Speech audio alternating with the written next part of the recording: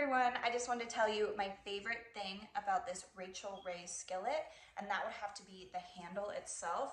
If you can see up close, it is rubberized, so it's super, super grippy. Your hand's not gonna slip off, and you don't need like a oven mitt to move it on the stove or move it to the oven.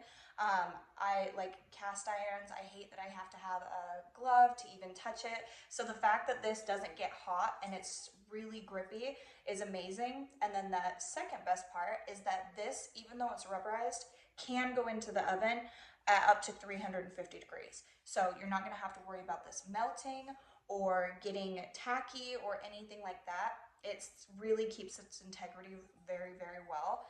And I just love that it's so convenient and that they have developed something that you don't have to worry about heat damaging it, and you don't have to worry about using an oven mitt to hold the handle of your pan. So I hope this was helpful. Thank you.